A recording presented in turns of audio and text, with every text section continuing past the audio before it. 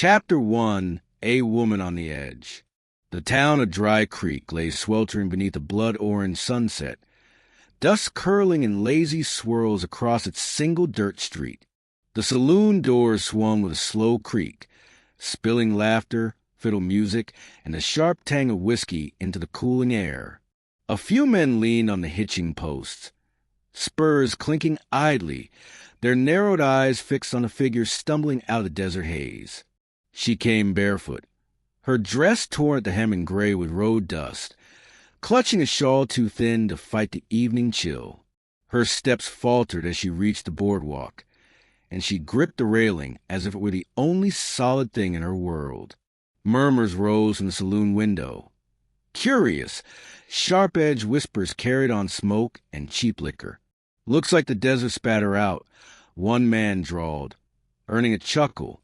"Or she's running from something," another muttered. She lifted her chin, though her legs trembled. The sheriff stood near the corner post, tipping his hat, but making no move to step forward. His indifference stung almost as much as the laughter. Inside the saloon, silence rippled for just a moment as she pushed through the batwing doors. Wooden floors creaked beneath her weight, and every card player and drinker turned to watch her. The barkeep eyed her with the same look he'd give a coyote sniffing too close to the henhouse.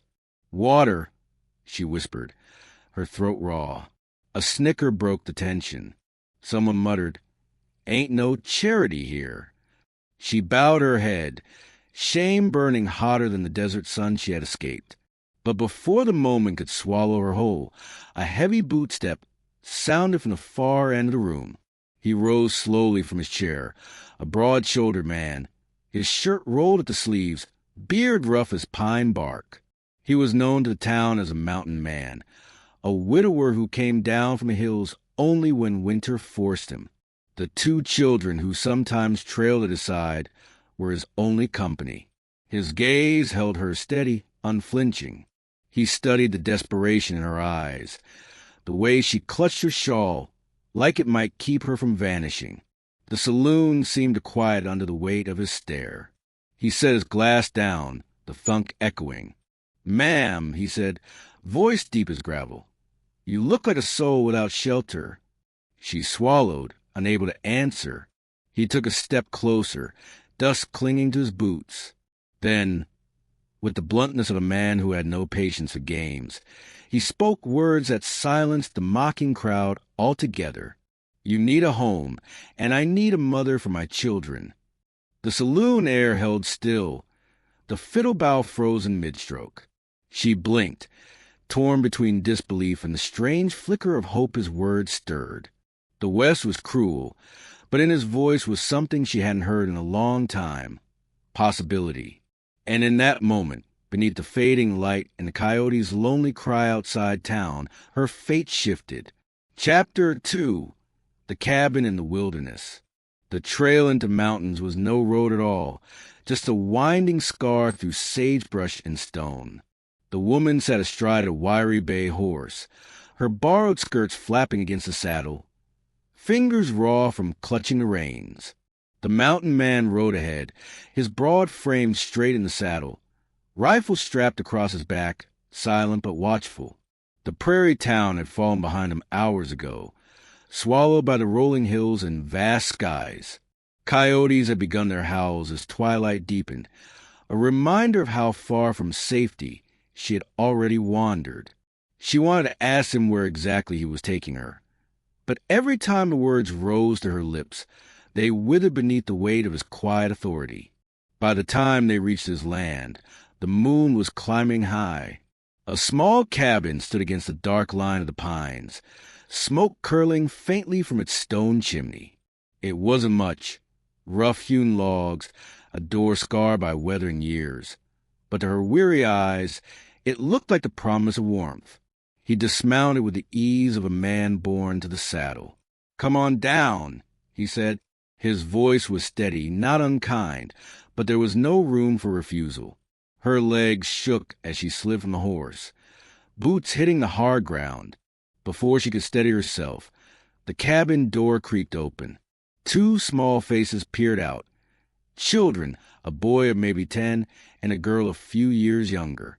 Their eyes were sharp, cautious, like fawns peeking from the brush. The girl clung to her brother's sleeve. "Pa," she asked softly. "It's all right," the mountain man answered. "She's here now." The woman's heart twisted at the guarded way the children looked at her. She tried to smile, though her lips were cracked and dry. "Hello," she whispered. But the children only blinked, then vanished back into the cabin's shadows. Inside, the cabin was small but alive with the scent of pine smoke and old leather. A cast-iron pot simmered faintly over the fire. She lowered herself onto the wooden bench near the hearth, hands trembling as she reached for its warmth. The man busied himself without ceremony, hanging his hat, checking the shutters, moving like a soldier who knew danger could find him even here. Finally, he set a tin cup of water in front of her.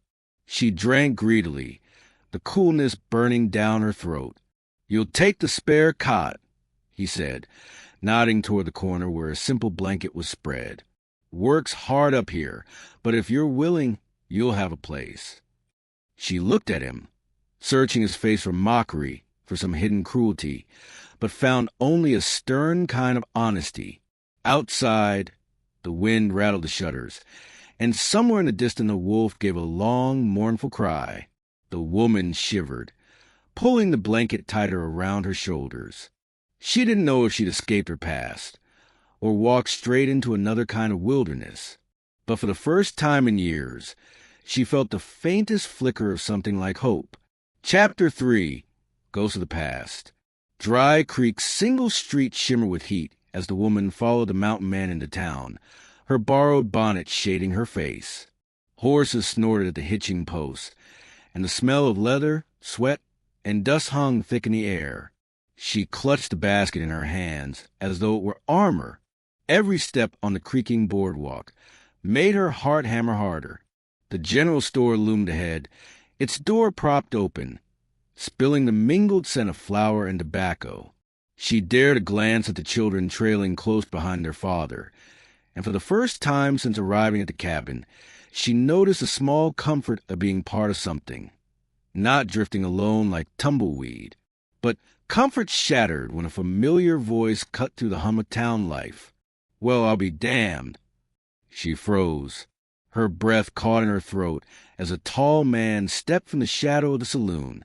His hat brim hid most of his face, but the cruel smile beneath it was unforgettable. Her old employer, the man who had treated her worse than livestock, who had made her toil until her body broke, who had laughed when she begged for mercy. "There you are," he drawled, spurs clinking as he approached. "Thought you could run, did you?" His eyes raked over her, making her shrink back instinctively. "No one leaves me. You know that."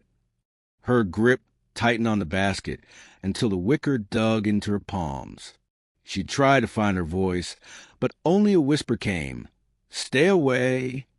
Before the man could close the distance, a heavy bootstep sounded beside her.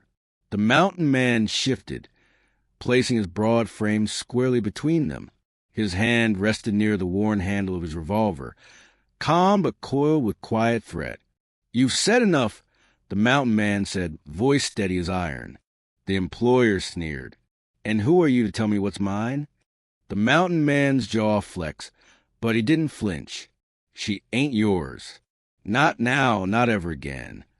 The boardwalk fell silent. Even the card players in the saloon had stilled, watching the tension crackle like summer lightning.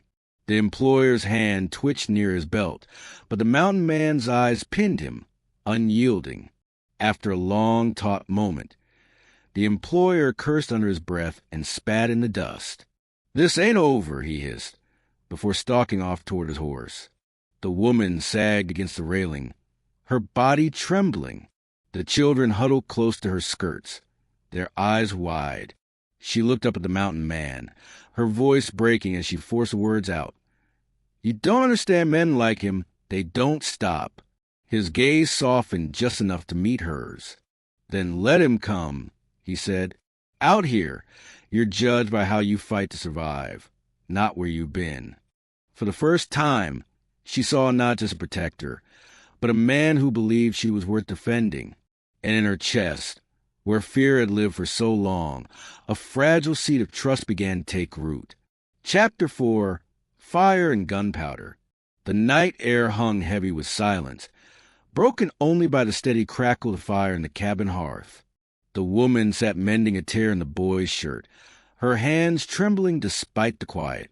She had felt it all evening, a prickling unease crawling down her spine, as though shadows themselves had teeth. The mountain man stood near the window, lantern turned low. He hadn't spoken much, only checked his rifle twice, his broad shoulders taut beneath his shirt. When the distant thunder of hooves rolled through the valley, she knew why. He turned his head just slightly, voice low but calm. "Get the children. Keep 'em close." Her heart stuttered. They came. Figures that Snake wouldn't come alone. He chambered around with practiced ease. The metallic click loud in the hush. "Stay inside, no matter what you hear." But before she could answer, the night erupted with shouting. Rough voices echoed through the dark pines. "Hand her over, mountain man, and no one gets hurt." The children whimpered. She pressed them close, her arms a shield, her eyes darting to the door that shuddered under the pounding of fists. The mountain man stepped onto the porch, his silhouette framed by the lantern glow. "You boys made a mistake," he called, his voice carrying like thunder. Gunfire answered. The crack of rifles split the night, shattering the stillness of the valley. Bullets tore splinters from the cabin walls, making the children cry out. She dropped to the floor with them, praying, clutching them tight as dust rained from the ceiling beams. The mountain man fired back, the boom of his rifle echoing across the hills. Shadows darted between trees, the outlaws trying to flank him. One broke from cover, rushing toward the cabin. The woman's blood turned cold as the door crashed inward. A brute of man stormed through, pistol raised. She froze only a heartbeat. Then her gaze fell on the shotgun hanging above the hearth. With a surge of courage she hadn't known she possessed, she snatched it down, cocked a hammer, and fired. The blast filled the cabin with smoke and thunder. The outlaw crumpled to the floorboards, groaning, his weapon clattering harmlessly aside. The children clung to her, wide-eyed, as she stood shaking, the shotgun still in her hands. Outside, the fight raged on. The mountain man's rifle barked again and again, until finally the night grew still. The hoofbeats faded, the cowards fleeing into the darkness. Moments later he stumbled back inside, a gash across his arm, blood dark against his shirt.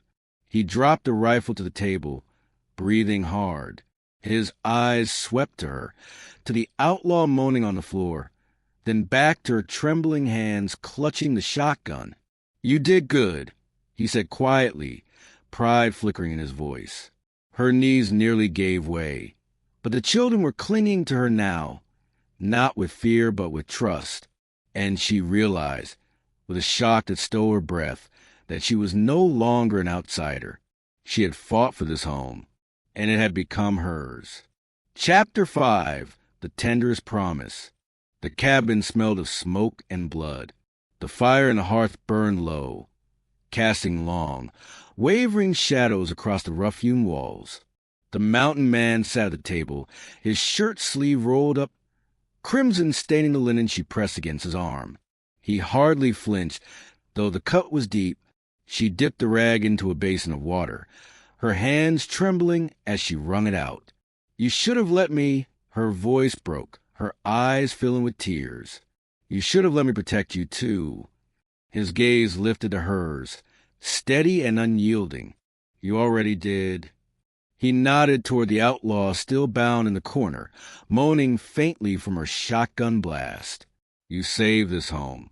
You saved them." Her hands froze, rag dripping onto the floorboards. The weight of his words sank deep, warming a place inside her that had been cold for too long. She lowered her head, blinking back tears. Behind her, the children stirred. The little girl padded across the room, rubbing sleep from her eyes. Without hesitation, she crawled into the woman's lap, resting her head against her. The boy followed, clutching her skirt, his face pale but his eyes shining with something like relief.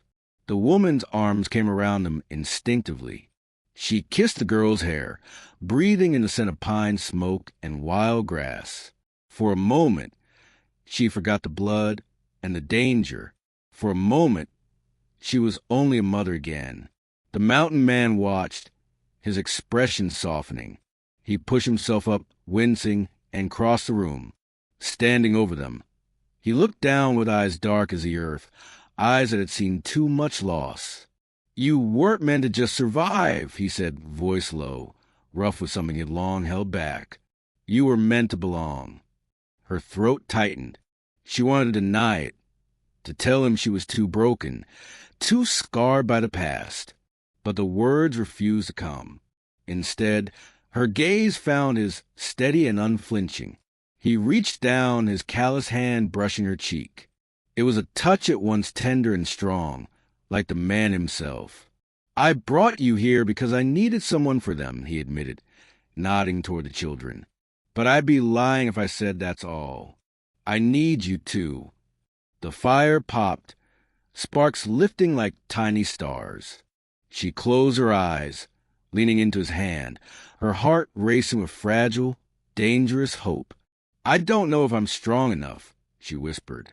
His thumb brushed a tear from her cheek. "You already are." In the quiet that followed, broken only by the wind outside and the children's soft breaths, something shifted. Not necessity, not desperation. Something deeper, something truer. And in that fragile stillness, she felt it. The first stirrings of love, as fierce and untamed as the mountains that surrounded them. Chapter 6. A Home Forged in Fire. Spring came slow to the mountains, but it came all the same. Snow melted into rushing streams, and the valley below the cabin bloomed with wildflowers and fresh green grass. The woman stood on the porch one morning, her hands resting against the railing, watching as the children chased each other in the meadow, laughter carrying through the crisp air. The cabin no longer felt like a shelter borrowed against the cold. It had become something alive. Curtains hung in the windows now, sewn by her hands. Herbs dried in bunches above the hearth. The air smelled of bread baking, of leather mended, of a home slowly stitched together from hardship and hope. Behind her, the door creaked, and the mountain man stepped outside. His presence filled the space as surely as the sunrise. He carried 2 mugs of coffee, steam curling like smoke between them. "You've tamed the place," he said, handing her one. His mouth curved just slightly, not quite a smile, but more than his usual sternness. "Feels different now." She took the mug, warming her hands against it. "Maybe it's not the cabin that changed," she murmured, eyes on the children. He leaned against the post beside her, gaze steady. For a while, they only listened. To the meadowlarks, to the river, to the soft joy of children who had learned to laugh again. Then, at last, his voice came low and certain. "When I first brought you here," he said, "I told myself it was for them, that they needed a mother." He turned, his eyes catching hers with quiet fire. "But I was lying to myself.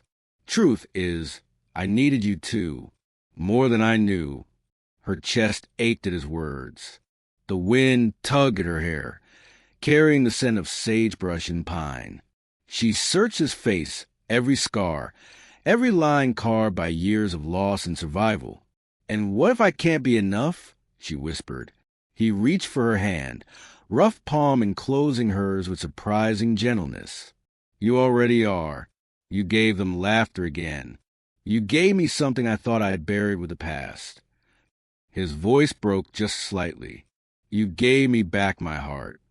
She swallowed hard, her eyes blurring. The children's laughter rang out across the meadow as the boy lifted his sister onto his shoulders, both shouting with delight. She smiled through her tears, realizing this was no longer just survival. It was living. The mountain man pulled her close, his arm wrapping around her shoulders as the sun dipped low, painting the valley gold. The world felt vast, wild, and dangerous still. But here in this moment, they had carved out something fierce and unbreakable. "Not just a mother for my children," he murmured, pressing his forehead to hers. "You're my forever." And as the coyotes sang in the distance and the prairie wind swept through the grass, she believed him. The sun bled red and gold across the horizon, setting the plains aflame in color. Dust swirled along the trail as the last of the outlaws were led away in shackles, their threats silenced, their shadows finally gone. From the porch of the mountain cabin, the woman stood with the children pressed against her skirts, the wind carrying the sweet scent of sagebrush and wood smoke. The mountain man limped toward her, his hat in one hand, his rifle slung across his back. He was bruised, bloodied, but alive because they had fought together, because they had refused to give up what they had built. The children broke free, running to him, their laughter ringing across the wide valley. He scooped them close, his arm wrapping around them, his eyes never leaving hers. Slowly, he crossed the last steps to her, the earth crunching beneath his boots. He took her hand, callous and scarred, yet gentle. The world hushed around them, the coyotes howling in the far distance, the faint echo of saloon music drifting up the trail, until only his voice remained. "I brought you here because I thought my children needed a mother," he said, his voice thick with emotion.